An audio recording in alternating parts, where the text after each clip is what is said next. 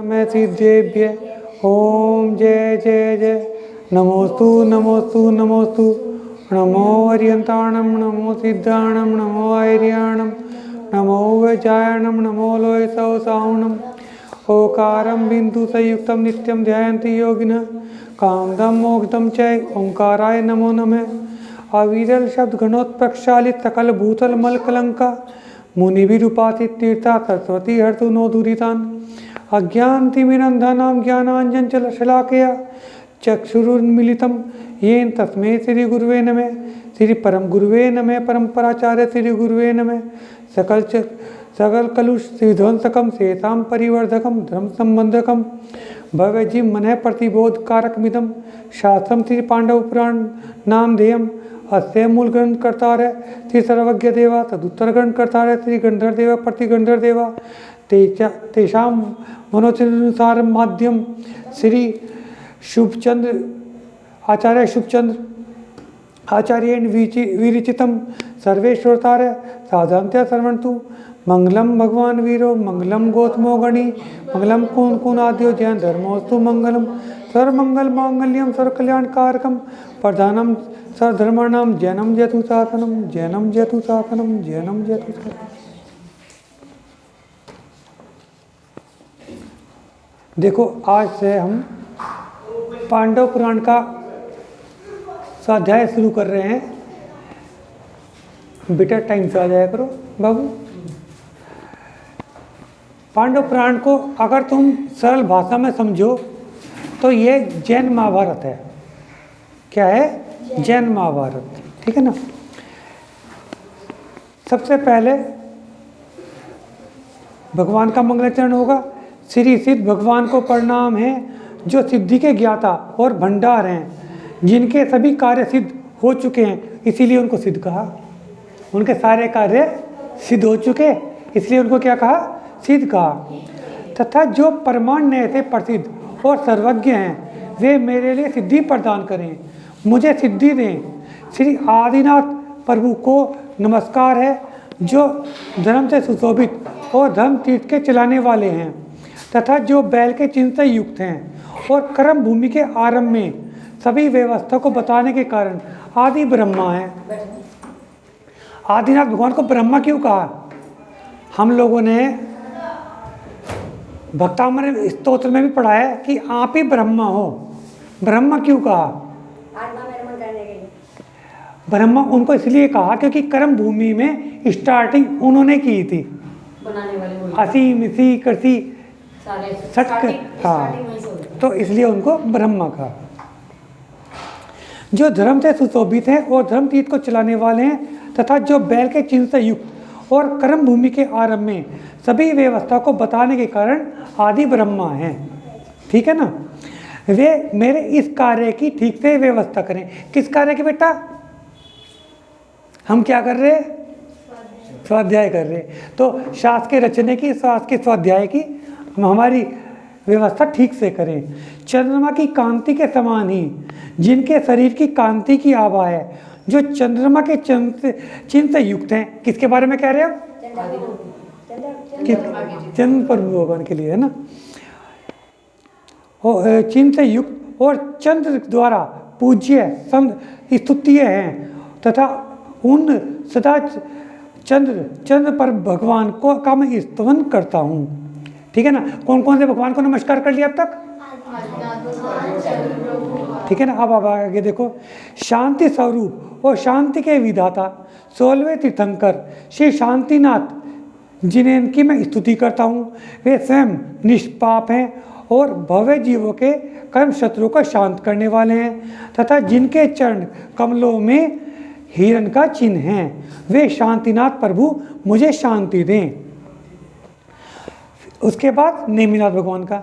श्री नेमिनाथ भगवान का मैं स्मरण करता हूँ जो धर्म रूप के रथ में नेमी का मतलब है धुरा, एक्सल, और 3 लोक के स्वामी और कामदेव के मद को चकनाचूर करने वाले हैं तथा जिनके शासन की सभी सत्पुरुष प्रशंसा करते हैं, कीर्ति गाते हैं, जो बालपन में ही कामदेव पर विजय लाभ कर महावीर, अतिवीर, वीर और सन्मति आदि नाम से प्रसिद्ध हुए हैं। वे अंतिम तीर्थंकर वर्धमान स्वामी मेरी रक्षा करें।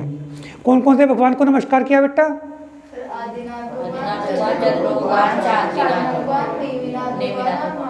और महावीर स्वामी, ठीक है ना। 4 ज्ञान के धारक गौतम स्वामी गणधर को नमस्कार है, जो सन के अधिपति होने के कारण गणनायक है, गणेश के कहलाते हैं। गणेश का संधि विच्छेद क्या होगा बेटा? गणेश का संधि विच्छेद क्या होगा बेटा? गण प्लस ईश। गण प्लस ईश। गण का मतलब है कि जो भगवान या महाराज के पास जितने भी मुनि हैं वे तो सब गण, और ईश का मतलब उनके स्वामी। तो गणेश कौन से हमारे? कौन है गणेश हमारे? गौतम स्वामी, ठीक है ना। तो इसलिए उनको नमस्कार किया। तथा दिव्य वाणी द्वारा हमेशा तत्वों की गणना करते रहने के कारण विद्वान लोग उन्हें वाचस्पति कहते हैं। वे प्रतिभा के पुंज मुझे प्रतिभा प्रदान करें। जो कर्म शत्रुओं के साथ लड़ाई में स्थिर बने रहकर आत्म स्वरूप के में स्थिर लीन हो चुके, वे पूज्य युधिष्ठिर मेरे मन मंदिर में विराजे। युधिष्ठिर को क्यों नमस्कार किया?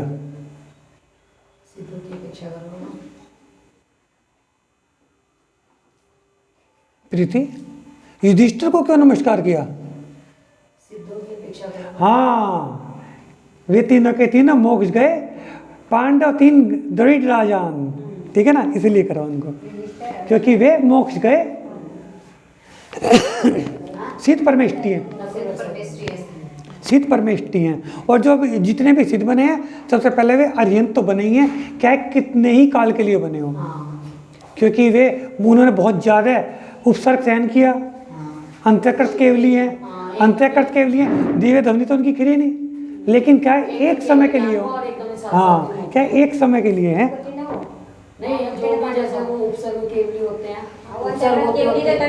उपसर्ग केवली कहते हैं, अंतःकृत केवली कहते हैं, उनको अंतःकृत केवली भी कहते हैं। जैसे गज कुमार मुनि हुए, युधिष्ठिर भीम अर्जुन हुए, नकुल सहदेव सर्वार्थ सिद्धि गए, ठीक है ना, अंतःकृत केवली हैं बेटा। अंतःकृत केवली उनको कहते हैं जिन पर इतना घोर उपसर्ग हुआ कि हाथों हाथ ही उनको मोक्ष भी हो गया।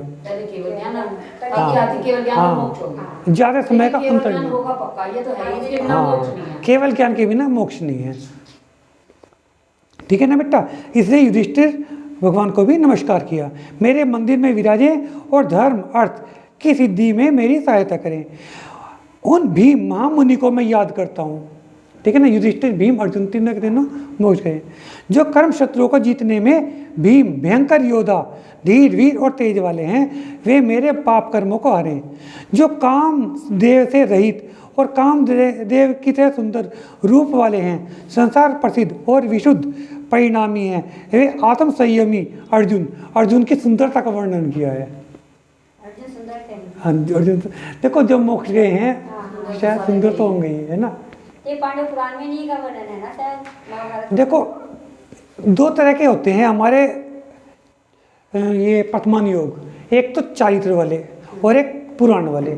चारित्र में तो केवल एक ही महापुरुष का वर्णन रहता है, ठीक है ना। जैसे सैनिक चारित्र, जैसे सैनिक चारित्र उसमें एक ही महापुरुष का वर्णन रहता है पूरे के पूरे ग्रंथ में। और जो पुराण है उसमें बहुत सारों का वर्णन आ जाता है। अब जैसे हम पांडव पुराण पढ़ रहे हैं, इसमें नेमिनाथ भगवान का भी वर्णन आएगा, ठीक है ना, और इसमें पांडवों का भी वर्णन आएगा, ठीक है ना, और इसमें जो ये श्री कृष्ण जी का वर्णन भी आएगा, श्री कृष्ण जी के पुत्रों का वर्णन भी आ सकता है। तो इसमें बहुत सारे महापुरुषों का वर्णन आएगा, इसलिए इसका नाम पुराण है।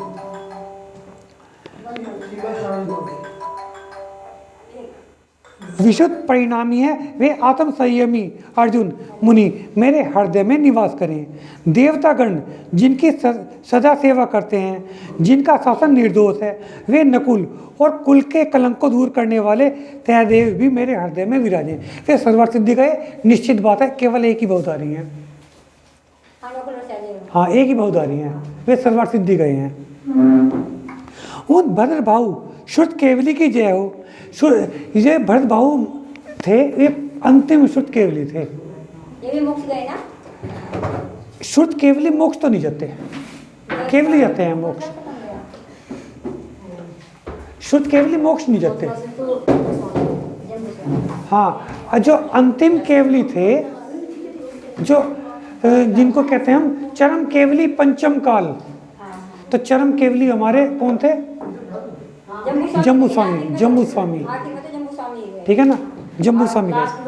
हाँ, गौतम स्वामी। अच्छा, ये अनुभव केवली भी हैं, अनुभव केवली भी हैं। तो अच्छा, दूसरी चीज़ ये है, जो ये भरतभाऊ स्वामी थे, ये चंद्रगुप्त मौर्य के गुरुजी थे, ठीक है ना। उस समय में नहीं लगता कि मोक्ष गए होंगे, ठीक है ना। तो इसलिए भरतभाऊ स्वामी मोक्ष नहीं गए होंगे, है ना। और शुद्ध केवली तो इसलिए कहा, महावीर स्वामी के बाद 3 को ही हुआ ना। हाँ, नहीं, महावीर स्वामी के बाद तो 2 को हुआ, गौतम स्वामी और जम्बू स्वामी। नहीं, सुधर्माचार्य। सुधर्माचार्य, हाँ, सुधर्माचार्य, हाँ 3, हाँ सुधर्माचार्य हुए। ये उसके बाद तो फिर, लेकिन कौन स्वामी हाँ, वगैरह को तो नहीं हुआ। ना ना, हाँ, तो भरतभाऊ स्वामी को मोक्ष। अच्छा, भरतभाऊ स्वामी को अगर मोक्ष होता ना, तो शुद्ध केवली ना कहते उन्हें शुद्ध केवली भी ना कहते। शुद्ध केवली का मतलब है शुद्ध के आधार पर केवली है, उनके मतलब आत्मा से नहीं है, केवल ज्ञान है ना।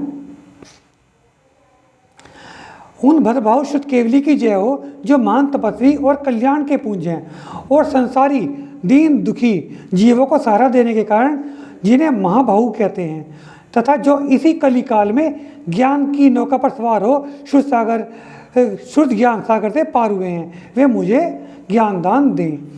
जिनकी शिष्य परंपरा संसार प्रसिद्ध है और जिन्हें सारा संसार हाथ जोड़कर नमस्कार करता है, वे स्वामी कार्तिकेय मुनि मेरी सहायता करें।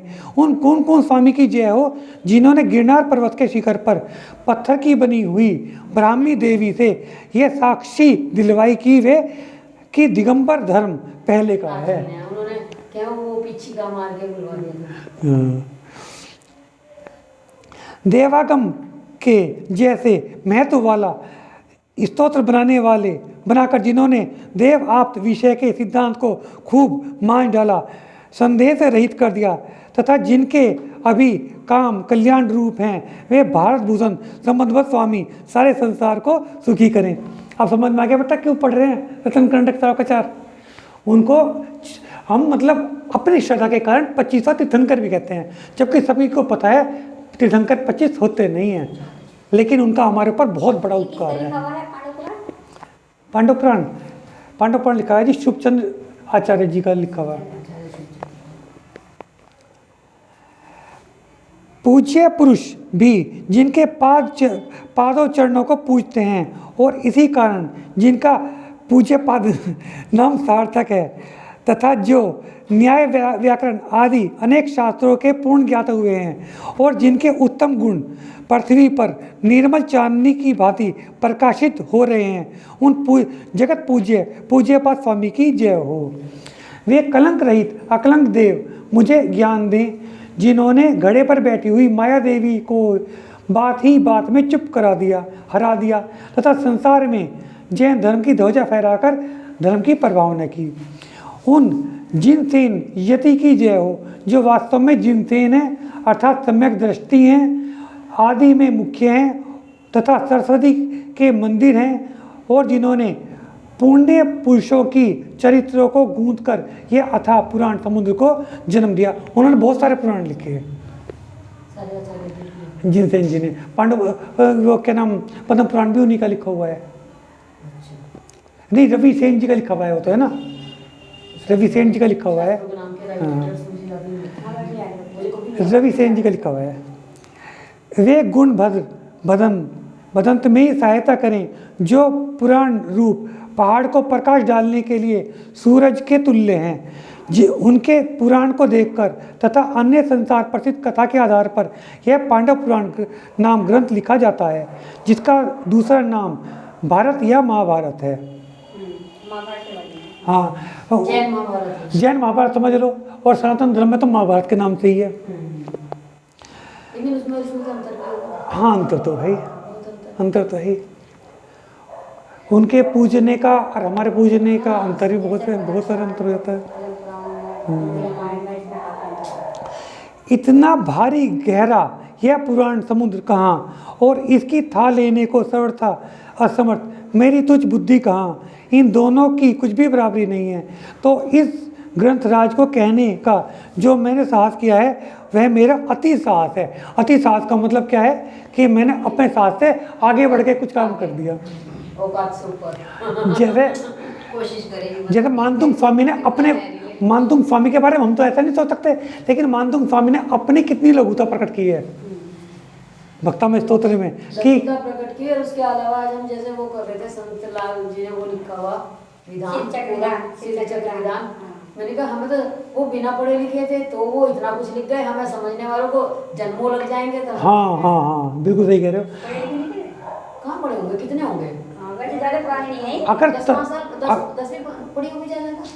भाभी जी अगर तत्वासुत को गहराई से सोचो ना, हमें ये समझ में नहीं आता कि आचार्य श्री ने किस सीक्वेंस में लिखा होगा और कहाँ से सीक्वेंस दिमाग में मैं तो आई ये कहूँ कि मैंने कहा एक जन्म में तो समझ में भी आना मुश्किल है इसको। तत्वासुत समझो तो इस सब समझ में आता है सही उसका डीपली, या फिर जैसे कोई मतलब कोई शास्त्र पढ़ाने वाले जैसे हो ना तब अपने आप तो समझ में आएंगे। नहीं, तत्वासुत को अगर ध्यान से पूरी तरह पढ़ लोगे ना, नहीं, बात के अध्याय से समझ में आवे, पहले ही अध्याय नहीं समझ में आती, ज्ञान किया जो बात की तो बात समझ में आ रहा जिनका है। हिंदी मीनिंग भी लिखा है ना, वो पढ़ के भी इतनी प्रश्न नहीं आता, दलितों को सामने समझाने वाला। आप एक बात तो देखो, इसके ऊपर कितनी टीकाएं हो चुकी हैं और कितनी मोटी मोटी टीकाएं हो चुकी हैं। जब वो पुराने जितने आचार्य थे कोई पढ़े लिखे तो थे, डिग्रियां तो थी नहीं उनके, लेकिन इन चीजों के ऐसा था कि हमें समझने में भी टाइम लग रहा, वो लिख के चलेगा। नहीं, हम लोगों का ज्ञान कम हो गया, तभी तो 2000 साल पहले जो आचार्य थे उन्हें चिंता ये हुई कि हमारे जाने के बाद कहीं जिनवाणी विलुप्त न हो जाए। अच्छा, संस्कृत भी व्याकरण भी कितना समझ है ना, तभी तो पूरे पूरे छंद एक जैसे लिख दिए उन्होंने। अच्छा भाषा ये थी ना उस टाइम, संस्कृत प्राकृत ये थी ना। अच्छा, लिखने के साथ साथ उन्होंने इस बात का भी ध्यान रखा कि कहीं श्रोता को बोरियत न होने लगे, बीच बीच में छंदों को चेंज करा, बीच बीच में छंदों को चेंज करा उन्होंने, लगातार एक जैसा एक नहीं रखा उन्होंने। ज्ञान में कितना कितना चेंज है। अच्छा, मात्राओं का, अक्षरों का कितना अच्छा मैथमेटिक्स रखा कि उनकी मात्राएं पूरी बैठेंगी। बैठेंगे जब उनका बहुत अच्छा था जी। ये मंगलाचरण चल रहा। हाँ, ये है ना शिवचंद जी का मंगलाचरण चल रहा। देखो, पहले तीर्थंकरों को नमस्कार करा, फिर आचार्यों को, हाँ, फिर उसके बाद है ना गौतम स्वामी को, उसके बाद आचार्य को कर रहे हैं। सबको याद करा, मंगलाचरण सबको याद करा। जिस तरह बोलने की इच्छा करने वाले गूंगे और भारी ऊंचे सुमेरु पर्वत पर चढ़ जाने की इच्छा करने वाले पंगु पुरुष, पंगु का मतलब लंगड़ा, पंगु पुरुष की लोग हंसी उड़ाते हैं। देखो बेटा क्या बताया उन्होंने, ध्यान से सुनो बेटा। उन्होंने ये बताया कि एक आदमी लंगड़ा है और उसकी इच्छा कहाँ है, सुमेरु पर्वत पर चढ़ने की। तो लोग क्या करेंगे, हंसेंगे। क्या कहने क्या चाह रहे हैं कि मैं पांडव पुराण लिखना चाह रहा हूँ और ज्ञान तो मेरे पास कुछ है ही नहीं, तो लोग हंसेंगे। इसी तरह तो उन्होंने कहा कि कहाँ लघुता प्रकट कर रहे हैं। ऐसे ही बेटा उसमें भक्तम स्तोत्र में बताया है कि आपकी जो गुणों का वर्णन करने के लिए जो बृहस्पति तुल्य है और जो ये देवता हैं, इंद्र हैं, जिनको पूरी की पूरी जिनवाणी याद है, वे नहीं कर पाते, मैं करने की कोशिश, मैं कैसे करूँगा। लोग मेरी हंसी उड़ाएंगे, लेकिन ये मैं नहीं हूँ, ये मेरी आपके प्रति भक्ति भावना है। जैसे कि जब मीठे मीठे आम आ गए हों, उस टाइम पे कोयल अपने आप बोल रही है, वो इसलिए नहीं बोल रही, इस पर बोलना होता है, वो आम की सुगंध, आम के मिठास के कारण वो बोल रही है। ऐसे ही मेरे अंदर आपकी भक्ति है, इसलिए मैं ये लिखने की हिम्मत कर पा रहा हूँ। इसी तरह अति साहस के लिए वे मेरी हंसी उड़ावे तो कोई बात नहीं है। अथवा एक दुबली पतली गाय भी दूध पिलाकर अपने बछड़े को पालने का भरसक प्रयास करती है। बहुत दुबली पतली है, ठीक है ना, फिर उसकी इच्छा क्या रहेगी कि उसका बछड़ा शक्तिशाली बने। वैसे ही यद्यपि मैं अल्पज्ञ हूँ, अल्पज्ञ का मतलब कम ज्ञानी, अल्पज्ञ हूँ तो भी अपनी शक्ति के अनुसार इसे लिखने का प्रयत्न करता हूँ। इस ग्रंथ में जो भी कुछ लिखा जाएगा, यद्यपि पुराने महर्षियों की कृति से कोई नयापन नया होगा। यानी कि मैं पहले ग्रंथों को पढ़कर उसी के आधार पर लिख रहा हूँ, कोई नई चीज़ नहीं लिख रहा हूँ। फिर भी इसकी उपादेयता कम नहीं होगी। उपादेयता का मतलब यह है इसकी वैल्यू कम नहीं होगी, क्योंकि उन लोगों ने जो लिखा है, उन आचार्यों ने जो लिखा है, या तो लिखा है प्राकृत में लिखा है या संस्कृत में लिखा है, ठीक है ना, उसको हम पढ़ नहीं पा रहे हैं, तो उन्होंने क्या करा, सरल भाषा में लिखा है, ठीक है ना। क्योंकि दीपक सूरज के आगे प्रकाशित पदार्थ को ही प्रकाशित करता है और तब भी वह उपादेय होता है।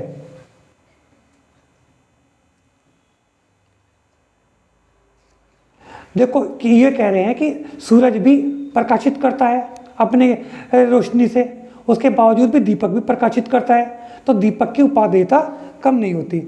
यद्यपि संसार में पलाश आदि निसार और निरर्थक वृक्षों के समान खोटे स्वभाव वाले कवि बहुत हैं और आम आदि उत्तम वृक्ष के समान उत्तम स्वभाव वाले कम, तो भी कितने ही सत्पुरुष अब तक मौजूद हैं जो सोने में से मैल साफ करने वाली आग के भांति कविता के दोष को छोड़कर गुणों पर ही दृष्टि देते हैं और उसका आदर करते हैं। कह ये रहे हैं कि बहुत सारे वृक्ष ऐसे हैं जो अनुपयोगी हैं। उन्होंने एक उदाहरण दिया पलाश, ठीक है ना, पलाश में दो तीन पत्ते लगते हैं, हाँ, पांडुप्लाश कल्पम, भक्ता में स्तोत्र में पांडुप्लाश कल्पम, ठीक है ना, कि वह सूरज के दिन निकलते ही वह पीला पड़ जाता है ना, तो उसकी ये बता रहे कि कोई उपादेयता नहीं है, यानी कि उसका कुछ उपयोग नहीं है उसके और आम जैसे वृक्ष कम हैं, ठीक है ना। ऐसे कवि तो बहुत सारे हैं, ठीक है ना, और अच्छे कवियों को कम पढ़ते हैं लेकिन उनकी उपादेयता कम नहीं होती। परंतु असत्पुरुषों का स्वभाव ही ऐसा होता है कि वे सूरज को दोष देने वाले उल्लू की तरह दूसरों की कृति में दोष ही दिया करते हैं। उन्हें गुण तो सूझते ही नहीं है, क्योंकि उनका स्वभाव ही आग की तरह है जो जलाकर दाह पैदा करती है। समझ में आ रहा है बेटा? जो समझ में नहीं आएगी बेटा लाइन बता देना बेटा, तो देखो तुम कितना अच्छा काम कर रहे हैं ना, लेकिन थोड़ा सा ध्यान और दो। अच्छा सुनो बेटा, उत्सव सर्वज्ञ बेटा, अगर कोई बात समझ में नहीं आएगी ना, हाथ ऊपर कर लेना, मैं तुम्हारे से पूछ लूंगा, ठीक है ना, लेकिन समझना बेटा, है ना। और सत्पुरुषों का स्वभाव उन मेघों के समान होता है जो निरपेक्ष भाव से लोगों को ठंडा और मीठा जल पिलाकर उसकी प्यास बुझा देते हैं। नहीं तो मैं तुम्हारे बीच बीच में पूछूंगा कि क्या बताया था, ठीक है ना। देखो बेटा, हाँ देखो, जो अम्मा जी ने बताया है, क्या बताया उन्होंने, कुछ लोगों को गुण देखने में अच्छा लगता है और कुछ लोगों को दोष देखने में मजा आता है, ठीक है सर्वज्ञ, ठीक है ना। हमें क्या देखना चाहिए, दोष देखना चाहिए ना, ठीक है ना। दुष्ट पुरुष मत वाले पुरुष के समान होते हैं। मत वाले का मतलब जिसे नशा हो गया, वे कभी हे उपादेय और हित अहित कर का विचार नहीं करते, ठीक है ना। जिसको नशा हो गया है, ठीक है ना, उसे हित अहित की चिंता नहीं रहती, इसलिए शास्त्रों में क्या बताया है कि कभी हमें नशा नहीं करना चाहिए। किंतु दुष्ट स्वभाव वाले सारे संसार को दुष्ट बनाने की चेष्टा में लगे रहते हैं। सज्जन पुरुष समय पर बरसने वाले मेघों के समान होते हैं, ठीक है ना, जब आवश्यकता होगी तभी बारिश होगी। वे अपने अमूल्य और उदार उपदेशों के द्वारा लोगों की हित की और झुकने की चेष्टा करते हैं और उनको सुखी बनाने में लगे रहते हैं। तथा जिस तरह सांप विष और चंद्रमा अमृत देता है, सांप क्या देता है और चंद्रमा क्या देता है, अमृत देता है ना, चांदनी यानी कि रोशनी, है ना। उसी तरह दुष्ट लोग संसार को दुख और सज्जन लोग सुख देते हैं।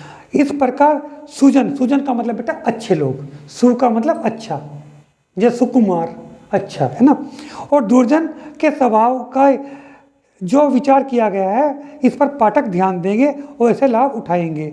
आचार्यों का मत है हर एक कथा नीचे लिखी 6 बात अवश्य होनी चाहिए, क्योंकि बिना कारण कथा का कुछ भी मूल्य नहीं है। 6 बातें बताएंगे बेटा, ध्यान से सुनना। पहले नंबर पर मंगल, जिनेंद्र देव के गुणगान को मंगल कहते हैं।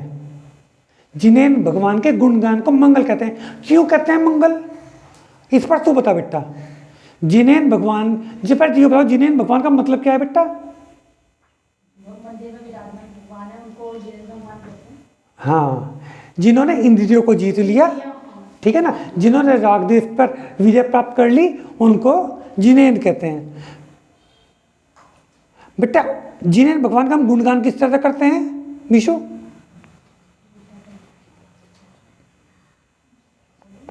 बताओ बेटा। हाँ सर क्या बताओ बेटा। बेटा पूजा करते हैं, स्तुति करते हैं, तो ये तो गुणगान है। और ये मंगल क्यों है? ये मंगल क्यों है? कल्याण कर्मों को नाश करते हैं। हाँ, ये इस हमारा क्या होगा, पुण्य का आश्रय होगा। हाँ, हमारा उस टाइम पर हमारा योग जो लगेगा, मन वचन का योग जो लग रहा है, किस में लग रहा है? पुण्य में लग रहा है। जिस टाइम पर पुण्य में लग रहा है उस टाइम पर क्या पाप में भी लगेगा? पाप में नहीं लगेगा ना। हाँ, इसलिए वो मंगल है। वेरी गुड, बहुत बढ़िया जी। कारण मंगल का जो मल गालन पाप विनाशक रूप अर्थ है वह उसमें मौजूद है। देखो क्या बताया, मल गालन का मतलब है मल कौन सा? कर्म मल। गालन वो गल रहे हैं, ठीक है ना। पाप विनाशन, पाप का विनाश हो रहा है, ठीक है ना। उस टाइम पर हमारा क्या हो रहा है? पुण्य का असर हो रहा है और उसमें मौजूद है, क्योंकि मंगल से भव्य जीवों के कर्म मल धुल जाता है। यह मंगल इस इतिहास समुद्र की आदि में किया जा चुका है। और अगर हमारा पुण्य का असर होगा तो हमें कौन सा कुल मिलेगा? उच्च कुल मिलेगा, यानी कि कौन सा? और जिनवाणी का समागम मिलेगा और हमारे गुरुओं का समागम मिलेगा। वीर सागर जी, विशाल सागर जी, धवल सागर जी मिलते रहेंगे, ठीक है ना। और हम भी मोक्ष के रास्ते पर चलेंगे।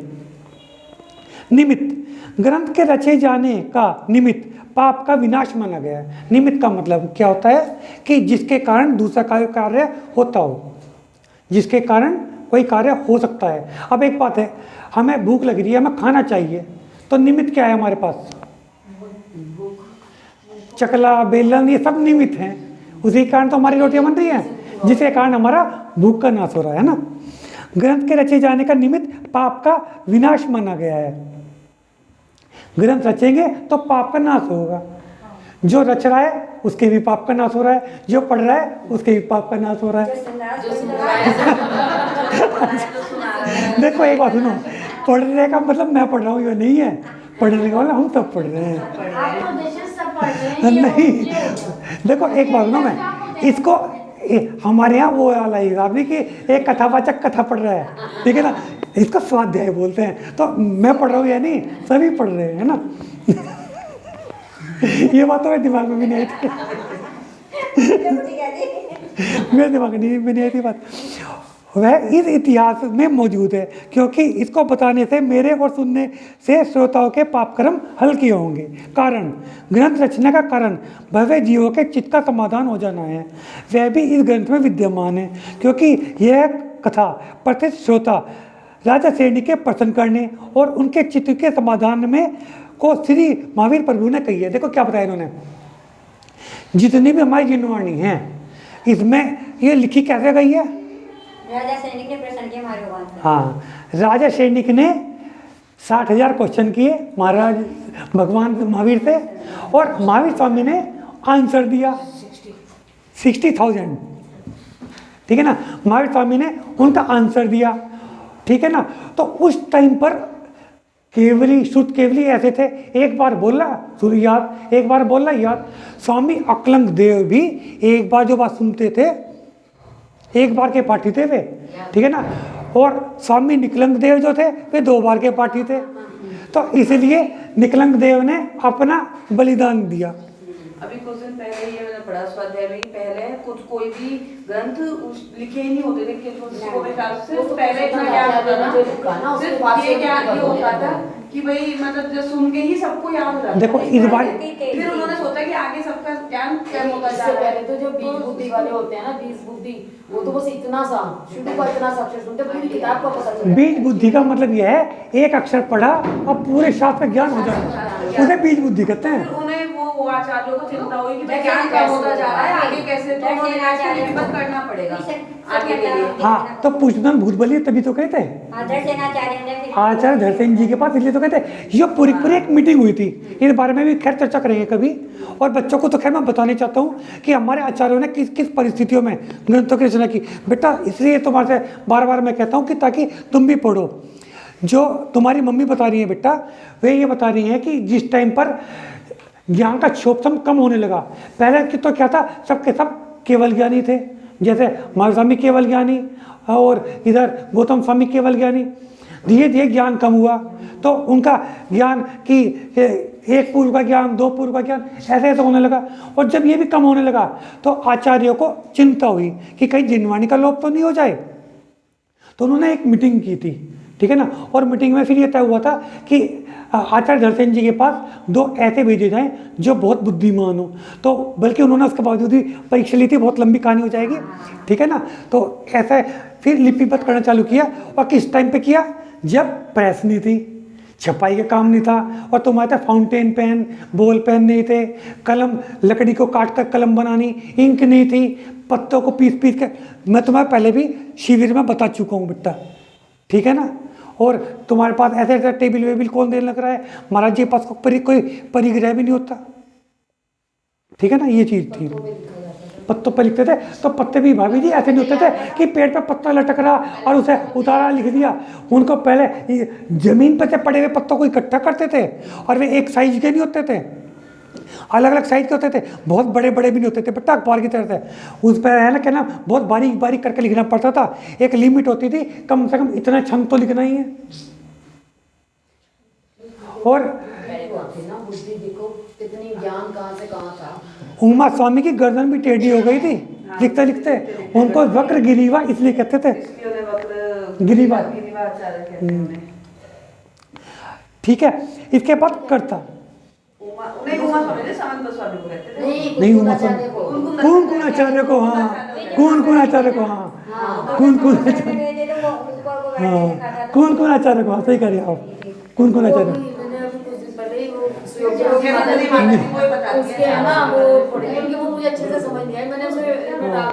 नहीं सही कह रहे आप, कौन कौन आचार्य को। गीत गीत पीछी, वो गीत पीछी। इस ग्रंथ के मूल कर्ता तो तीर्थंकर भगवान है। देखो क्या बताया, इस ग्रंथ के मूल कर्तार, हमने अभी अभी मंगलाचरण पढ़ा था तो उसमें भी क्या कहा था, मूल ग्रंथ कर्तार तीर्थंकर भगवान है, ठीक है ना। और उत्तर ग्रंथ कर्तार कौन है? गौतम स्वामी है, तथा विष्णुनंदी, अपरिजित, गोवर्धन, भद्रभाऊ तथा शुद्ध केवली आदि ऋषिगण हैं, ठीक है ना, क्योंकि उनके पास से लिखी है इन्होंने। जिसको परंपराचार्य कहते हैं। हाँ परंपराचार्य कहते हैं, कहते हैं ना जो शुरू में मंगलाचरण।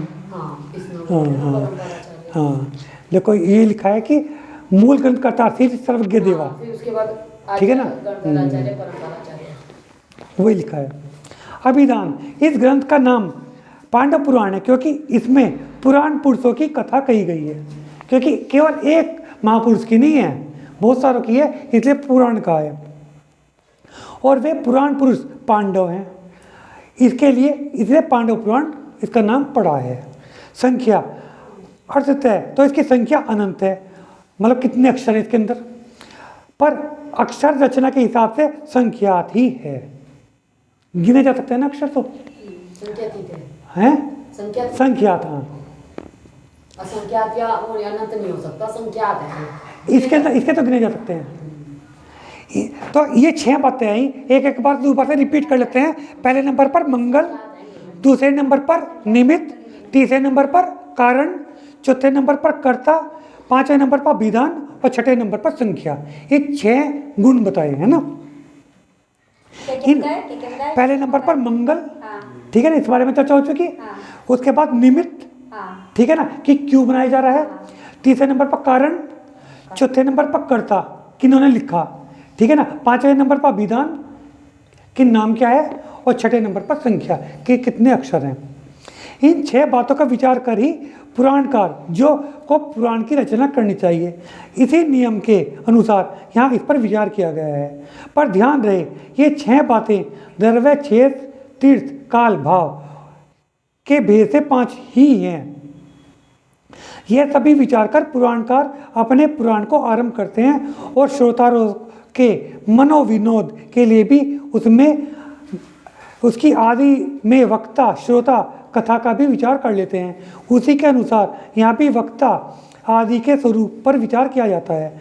वक्ता उपदेश देने वाला वह अच्छा है जो शुद्ध और साफ बोलने वाला, व्याख्याता धीर वीर बुद्धिमान साफ स्वच्छ अभिपर्याय वाला हो, जिसे लोक व्यवहार का पूरा ज्ञान हो, जो चतुर हो, पूर्ण विद्वान और शास्त्रों के रहस्य को जानने वाला हो, निष्प्रह का मतलब कोई राग देश ना हो, तथा मन कसाय वाला हो, जिसकी इंद्रिया वश में हो, जो आत्म संयमी हो, शांत मूर्ति, सुंदर और मनोहर नेत्रों वाला हो। शुरू में पढ़ते हैं, आजकल पाठ करते हैं, शुरू में नहीं आते, ये तो बोलने वाले के गुण ही होने, हाँ, वक्ता के गुण, हाँ, वक्ता गुण।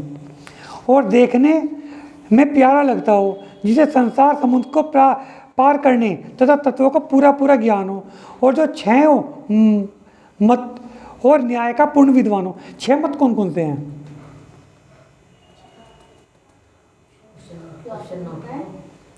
देखो, ये हैं इनके न्याय, योग और वेदांत। न्याय, योग, वेदांत, ये वाले हैं 6। इनको इन्होंने क्या बताया है? इसको इन्होंने बताया है कि ये सारे के सारे आस्तिक हैं, और आस्तिक का गुण बताया उन्होंने, जो वेदों को मानता हो वो आस्तिक है, ठीक है ना। और 3 बताए नास्तिक, जिसमें जैन, बौद्ध और चारवाक का नाम दिया है। जैन को भी नास्तिक बताया क्योंकि वेद को नहीं मानते। तो इन्होंने क्या बताया? 6 मतों का ज्ञान होना चाहिए। अगर हमें, देखो, मैं तुम्हारे बच्चों पहले भी बताया था, मम्मी जब घर से बाहर जाती हैं तो मैं ये तो कहती हैं कि बेटा पढ़ लेना, कहती है नहीं कहती हैं, और ये कहती है कि अनजान व्यक्ति के लिए दरवाज़ा मत खोलना। तो दोनों चीज़ कहती है ना कि क्या करना है बेटा, टाइम पर भोजन कर लेना, बेटा पढ़ भी लेना, ये तो बताती हैं, ये तो बताती हैं कि बेटा पढ़ना और टाइम पर भोजन कर लेना, अम्मा जी की बात मानना, आपस, लेकिन ये भी बताती है कि क्या नहीं करना है, कि बेटा आपस में लड़ना नहीं है, अनजान व्यक्ति के लिए दरवाज़ा नहीं खोलना है। दोनों चीज़ बताती है नहीं बताती हैं? हमारे आचार्य भी ऐसे ही करते हैं कि तुम्हें मंदिर जाना है, तुम्हें देवशास्त्र गुरु पर श्रद्धान करना है, यही तो बताते ही हैं। साथ में क्या क्या बताते हैं कि रात को नहीं खाना है, जिमीकंद नहीं खाना है, दोनों चीज़ बताते हैं, ठीक है ना। तो दोनों चीज़ बताते हैं। तो इसलिए क्या बताया इन्होंने, 6 के 6 मतों का भी हमें ज्ञान होना चाहिए। मानदुंग स्वामी ने क्या बताया कि अच्छा हुआ कि मैंने उनको पहले जान लिया, ठीक है ना, वो चीज़ है, ठीक है ना। भक्ता में तो पढ़ा हुआ है ना कि अच्छा हुआ मैंने उनको पहले जान ही लिया, ठीक है ना। तो ये बताया उन्होंने।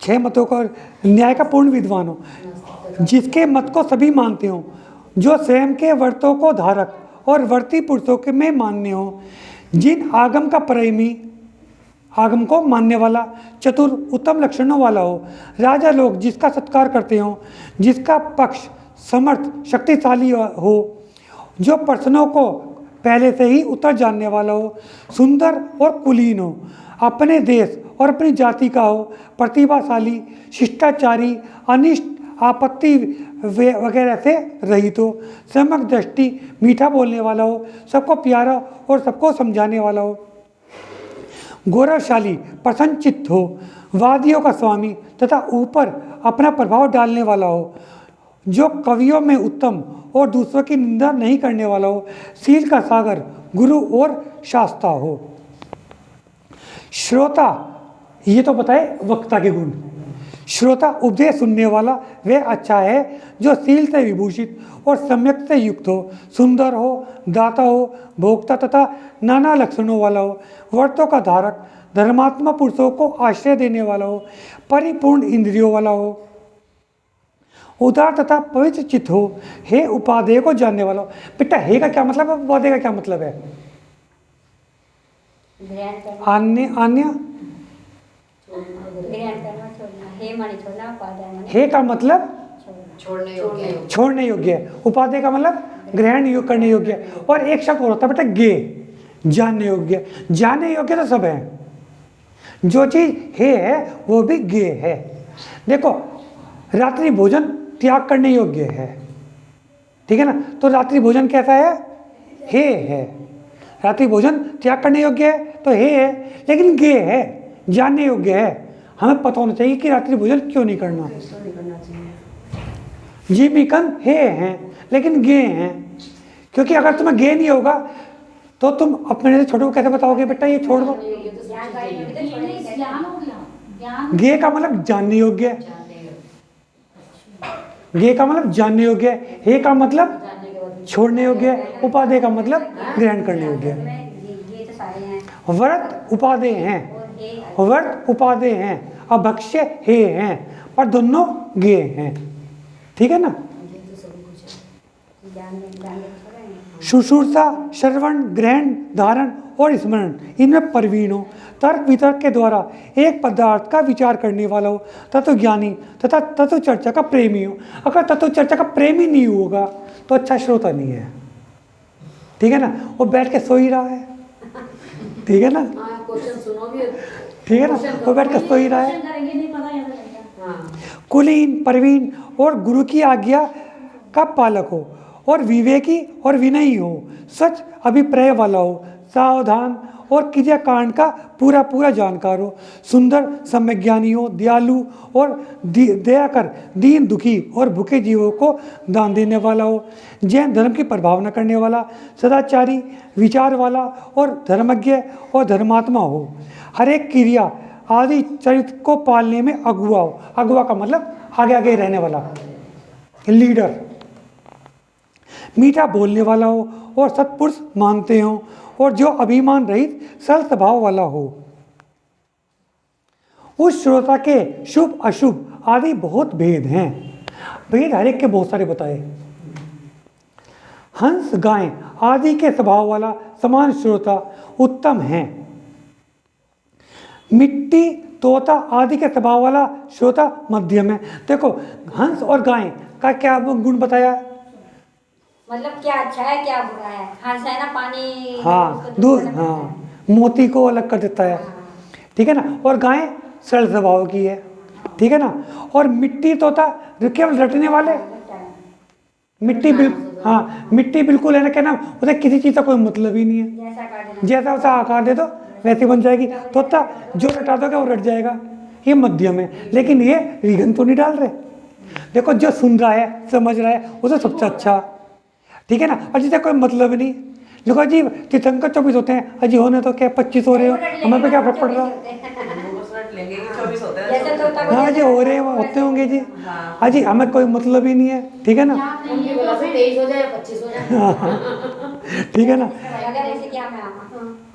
तो उसे मध्यम का है, जो केवल सुन रहा है और याद कर रहा है, वो मध्यम है। तो सुन तो रहा है फिर भी ना थोड़ा। हाँ, वो विघन नहीं डाल रहा। नहीं, वो विघन नहीं लग डाल रहा बच्चा लोग का है उपयोग नहीं लगा रहा, वो तो रट रहा। जैसा ही जिसे और किसी टाइम बताया पर उसका अगर काल लब दिया जाएगा वही कर लेगा। आखिरी पैराग्राफ है।